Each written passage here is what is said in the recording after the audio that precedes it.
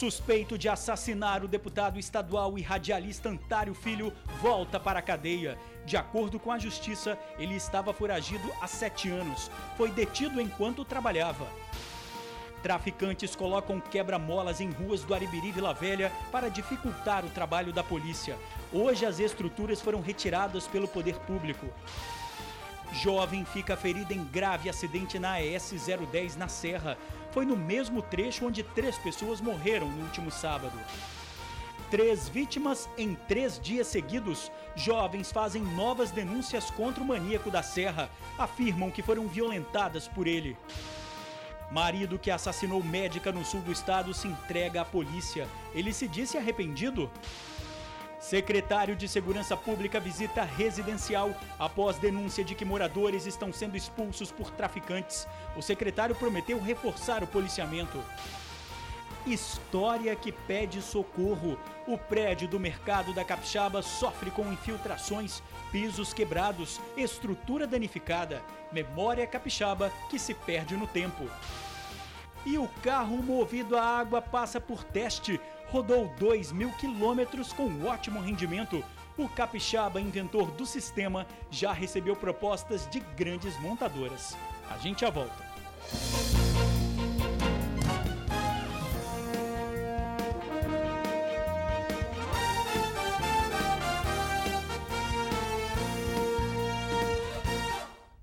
Olá, boa noite. Acusado de assassinar radialista e deputado federal Antário Filho, volta para a cadeia. Ele era considerado foragido, foi preso enquanto trabalhava. Edson Antônio da Silva, de 48 anos, chorou diante das câmeras. Comecei trabalhando, cara. Passo todo dia aqui de manhã aqui, pô, acontecer um negócio desse. Rapaz, tem que ir atrás de quem fez isso aí, só isso. Tem que ir atrás de quem fez isso aí, gente.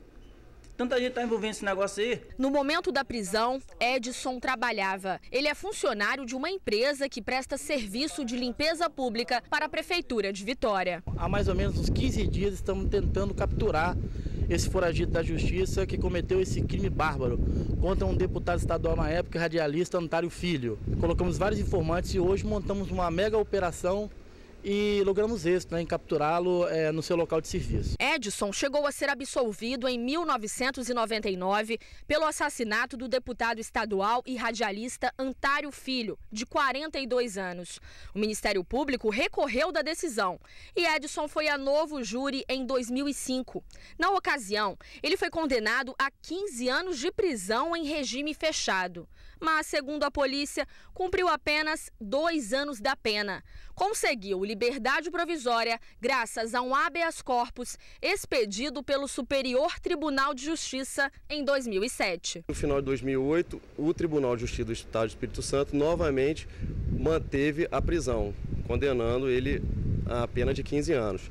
E a partir desse período ele se manteve foragido, organizamos uma operação e logramos êxito aí na captura desse indivíduo que cometeu esse crime que chocou tanto a sociedade capixaba na época. O crime aconteceu no bairro Itaquari, em Cariacica, região metropolitana da Grande Vitória. Antário Filho transmitia o programa especial de Ano Novo no estúdio da própria rádio quando foi assassinado a tiros. O filho, de 14 anos, chegou a pedir socorro no ar. Disse para os ouvintes que o pai tinha sido baleado. Era a noite do dia 31 de dezembro de 97. O assassinato de Antário causou muita comoção. O radialista era muito querido. Alguns fãs chegaram a subir em árvores para acompanhar o cortejo. A polícia trabalhava com 3 hipóteses para a motivação do assassinato: agiotagem, crime passional e questões políticas. O então prefeito de Cariacica, Cabo Camata, morto em um acidente no ano de 2000, chegou a ser indiciado como mandante, mas sempre negou o crime. Edson Antônio da Silva já foi encaminhado ao presídio. O carro movido a água está em fase de teste. O capixaba que inventou o sistema que transforma hidrogênio em combustível fez uma viagem de 2.000 quilômetros para testar o projeto. Ele fez vídeos ao longo do percurso e deu tudo certo. Grandes montadoras estão interessadas no produto. O carro movido a água muita gente conhece. Nós mostramos o veículo com exclusividade aqui no Tribuna Notícias. Foi no começo de março. O Roberto quem inventou o sistema. A água desce do reservatório para o gerador, passa para o gerador, onde o gerador faz a hidrólise. Ele quebra as partículas do H2O e divide. Aí o hidrogênio vem por essa mangueira aqui e entra no carro, onde faz o carro funcionar. É claro que a repercussão foi grande. Para se ter uma ideia, em menos de 2 dias, mais de 1.300.000 pessoas em todo o Brasil viram a reportagem em uma rede social na internet. Roberto recebeu uma chuva de e-mails. Durante 2 meses, Roberto evitou falar sobre o sistema e todo esse silêncio era para garantir que a ideia não fosse copiada por outra pessoa. O inventor deu entrada num pedido de patente nacional e também internacional. Ele quer que o modelo esteja logo nas ruas e, para garantir que o sistema é seguro, Roberto decidiu fazer um teste. A ideia era percorrer mais de 2.000 quilômetros entre Vitória e uma cidade no nordeste do Brasil. A viagem começou na noite de sábado e teve direito à aposta. Vamos ver se o carrinho aguenta aí só com água, hein? Não é não, Marcão? Marcão vai me acompanhar aqui, meu parceiro, meu irmão. Fechou, aí, nós vamos chegar lá segunda-feira, 5 horas da manhã. Eu acho que nós vamos chegar lá domingo até meia-noite. Vamos ver quem ganha. Melhor ele, fechou. Ainda estava de madrugada quando os amigos chegaram no sul da Bahia. Sono que nada. Hora de mais um registro. 3 horas da manhã. Teixeira de Freitas. Teixeira de Freitas. 350 quilômetros. Show de bola, sem nenhum problema. Já com o dia claro, 720 quilômetros rodados e uma parada na cidade de São José da Vitória, ainda na Bahia. Roberto fala da única dificuldade que enfrentou no caminho. O mais difícil na estrada é achar água destilada para abastecer o carro. Mas só precisou de 1 litro mais, a gente comprou e está aqui, o motorzinho está rodando perfeitamente. Mas o inventor capixaba não estava satisfeito e decidiu tornar a viagem um pouco mais difícil. Eu vou tirar um pouco da água do reservatório de água que abastece o nosso carro com hidrogênio. Vou deixar ele com a água bem baixinha para ele superaquecer e para ver até onde ele vai andar. Mas para mostrar que o carro é muito seguro, que ele não explode nada. Mas a viagem chega ao fim sem nenhum problema. Deu 24 horas de viagem, fizemos todos os testes necessários, o carro veio muito bem. Mais para frente iremos mostrar mais outros testes para vocês, para mostrar que o sistema é eficiente e funcional. A viagem foi um sucesso e o próximo passo é aguardar a industrialização do sistema. É a ideia de um capixaba ganhando um destaque merecido. Bom também para o nosso bolso, né? Mais um acidente grave na rodovia ES-010 na Serra. A jovem de 23 anos perdeu o controle do carro, invadiu a contramão e atingiu outro veículo. Houve um princípio de incêndio. A motorista ficou presa às ferragens. Por sorte, no Siena não havia ninguém no carona. A lateral direita afundou. O carro ficou praticamente pela metade. Dentro, pertences e até fios queimados de cabelo de Ana Carolina Próspero de Almeida, de 23 anos. É que após a batida, houve um princípio de incêndio no veículo da professora. De imediato, eu solicitei o Corpo de Bombeiro para que as chamas, as possíveis labaredas de fogo pudessem ser contidas. E aí, com a ajuda de populares, nós conseguimos dar fim ao início de qualquer tipo de incêndio. Com o impacto, o airbag do ponto foi acionado. A parte da frente ficou bem danificada. Apesar da gravidade do acidente, o motorista de 34 anos saiu sem nenhum arranhão.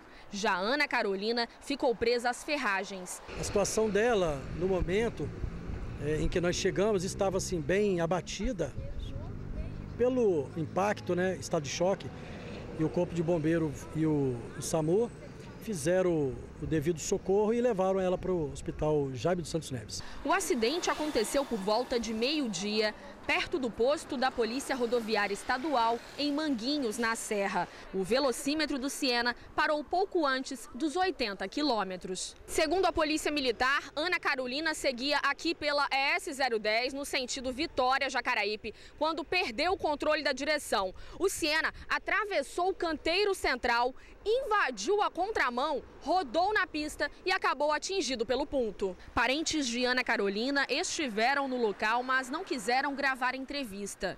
Disseram apenas que a professora não tinha muita experiência ao volante. No fim de semana, outro acidente na ES 010 resultou na morte de 3 pessoas. Uma das vítimas ia se casar no mês que vem.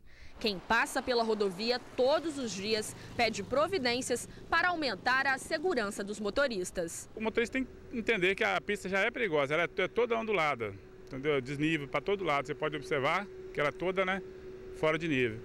E colocando uma radar pode melhorar um pouco mais, O estado de saúde de Ana Carolina é grave e a Polícia Rodoviária divulgou o balanço do feriado. Foram 82 acidentes e uma morte. A maioria das multas foi por excesso de velocidade. Marido da médica assassinada no sul do estado se apresenta à polícia. O empresário Inácio Gabriel Peruque, de 45 anos, se entregou na delegacia da mulher de Cachoeiro de Itapemirim. Ele confessou ter matado Clícia Regina Alcântara, de 48 anos, depois de uma briga. Em seguida, ligou para um amigo comunicando o fato e se escondeu numa pousada em Piúma. O crime foi na última sexta-feira. Em depoimento, Inácio disse estar arrependido. O empresário foi encaminhado ao Centro de Detenção Provisória de Cachoeiro. Quebra-molas para dificultar a passagem da polícia. Hoje, 5 estruturas foram retiradas de Aribiri, em Vila Velha, todas colocadas por traficantes da região. As lombadas são de concreto, fáceis de quebrar, mas são fáceis de construir também. Segundo a Prefeitura de Vila Velha, aparecem da noite para o dia, obra do tráfico de drogas na região de Aribiri. Não vamos permitir cobranças indevidas nem pagamento de pedágio. E vamos tirar todos os obstáculos possíveis para esse fim. Quem estaria fazendo era o tráfico de drogas, que constrói mesmo esses quebra-molas? A informação da inteligência das polícias que é o tráfico de drogas, pessoas ligadas ao tráfico, até porque nesta região não há nenhum pedido para instalação e não há nada que justifique reduzir velocidade, a não ser de viaturas e carros oficiais. Por isso foi montada uma operação para destruir quebra-molas. Só nessa tarde, 5 deles foram parar no caminhão de entulho. Olhando bem de perto, dá para perceber que o material de concreto é bem superficial mesmo. Não foi preciso nem cavar muito para retirar as lombadas, não. Mês passado foi feita a mesma coisa, só que na região de Terra Vermelha. Um obstáculo que ficava não só no caminho da polícia, mas também de outros serviços essenciais. O trabalho da polícia atrapalha também os serviços disponibilizados pela Prefeitura para essa região. A gente recebeu informações que esses quebra-molas foram colocados para dificultar a presença do poder público aqui. E nós, a exemplo que fizemos alguns dias atrás, vamos continuar fazendo, é não permitir que se instale serviços paralelos no nosso município. Novas revelações que chocaram a polícia. 3 vítimas em 3 dias seguidos. As jovens procuraram a polícia e fizeram as denúncias contra o maníaco que atacava na Serra. Mário Sérgio Oliveira, de 21 anos, que já era acusado por 3 adolescentes de estupro, agora vai ser investigado por outros 3 novos casos. As vítimas, de acordo com o delegado, foram rendidas da mesma forma na Avenida Norte-Sul, em Laranjeiras, na Serra, e levadas para o parque da cidade. São garotas entre 14 e 17 anos, que além de violentadas sexualmente, foram roubadas. O que chama mais atenção nesses novos casos é a sequência dos crimes. Os 3 estupros foram cometidos em 3 dias seguidos. Realmente é um caso que causa repugnância, porque foram praticados 3 estupros em 3 dias, ou seja, nós tivemos 3 vítimas de violência sexual no mesmo local em 3 dias, um fato que realmente chama muita atenção da polícia. O relato é praticamente idêntico, ou seja, a maneira de atuação do investigado era muito semelhante. Ele abordava a vítima, rendia e depois praticava violência sexual e no final ainda subtraía bens materiais. Em depoimento ao delegado, Mário Sérgio ainda confessou um dos crimes. O caso aconteceu no dia 17 de dezembro de 2014. Nestas imagens, ele aparece abordando a vítima e conduzindo a menor para o parque onde cometeu o estupro. Nós temos certeza que surgirão novos casos. Temos indícios de que ele tenha praticado mais 2 crimes desse tipo, dessa modalidade, no município da Serra e vamos dar continuidade aos inquéritos policiais. 6 pessoas desapareceram depois de sair para pescar em Vila Velha. O dono do barco Príncipe do Mar, conhecido como Batista, saiu com o primeiro grupo de pescadores no domingo de madrugada. Como o mar estava agitado, eles voltaram horas depois. Mas Batista teria insistido para retornar e convidou outras pessoas para a pesca. Desde então, ninguém conseguiu mais contato com os pescadores. A Capitania dos Portos já foi comunicada. A denúncia de que traficantes estão expulsando moradores de um residencial em Vila Velha. O secretário estadual de Segurança visitou o local hoje. O secretário estadual de Segurança Pública e policiais militares visitaram o condomínio Jabaeté em Vila Velha após denúncias de que apartamentos habitados foram invadidos por traficantes. André Garcia ouviu alguns moradores e afirmou que as informações confirmadas pela polícia são relacionadas a furtos e a invasão de casas desocupadas. O que nós temos verificado de fato é que há em alguns casos furtos a residências, invasão de apartamentos que estão vazios ou que foram ocupados precariamente, né? A pessoa sorteada, mas não está de fato morando no lugar, mas nenhum caso até agora, repito, até hoje, foi registrado e nem as investigações apontam isso, de pessoas ameaçadas para saírem de suas casas e darem lugar a outras pessoas. Movidos pela lei do silêncio, moradores não quiseram gravar entrevista. Sem as câmeras, eles disseram que as denúncias são verdadeiras e temem novas invasões de traficantes. A Secretaria de Segurança Pública vai investigar os casos denunciados e, por enquanto, promete reforçar o policiamento na região. Nós intensificamos o policiamento aqui na região, até porque nós estamos fazendo uma série de operações aqui no local, estamos realmente apreendendo armas e realizando algumas prisões e investigando. Todos os casos relatados estão sendo investigados para que a gente possa, de fato, constatar o que vem acontecendo nessa unidade habitacional. Um patrimônio histórico do centro da cidade destruído pelo tempo, pelo abandono. Veja na reportagem de Suzy Faria. Bem no centro da cidade de Vitória está um ícone do século XIX. O mercado da Capixaba guarda 67 anos de histórias que aos poucos vão se perdendo na lembrança e no desgaste do tempo. Infiltrações por todo canto, paredes e pisos deteriorados destroem um pouco da memória capixaba. Pois é, revivendo a história, a gente pode encontrar muitas das relíquias que já foram modas aqui, inclusive os livros de autores capixabas. Seu Maurício, que é o administrador, está aqui há quanto tempo, seu Maurício? 38 anos, está fazendo agora em mês de maio. E como é para uma pessoa que passou a vida inteira aqui ver todo esse patrimônio histórico se deteriorando ano a ano? Muito triste porque a gente vem acompanhando já há muitos anos e vê que outros centros, outros estados, até países, eles eram muito pelo patrimônio histórico. O prédio é tombado como patrimônio histórico estadual. Data lá da década de 40. Aqui a história guarda a história. Olha só o protótipo do computador, a máquina de escrever elétrica e a manual. Tem ainda discos de vinil e fitas de áudio e videocassetes, livros antigos e o forte daqui, o artesanato. Mas falta incentivo. Tem que reformar toda a parte externa, principalmente, né? A questão da Secretaria da Cultura, que está ali parada já há muitos anos, poderia reformar e trazer a Secretaria da Cultura para cá. E aí uma ocupação, porque um imóvel fica desocupado, o que é que acontece? Vai se deteriorando, arriscado invasões, para de circular as pessoas e com isso o centro de Vitória vai morrendo cada dia. A Secretaria Municipal de Cultura informou que fez um projeto de destinação para o local, que já foi aprovado pelo Conselho de Cultura. O objetivo é transformar o prédio histórico em um complexo gastronômico, cultural e artístico.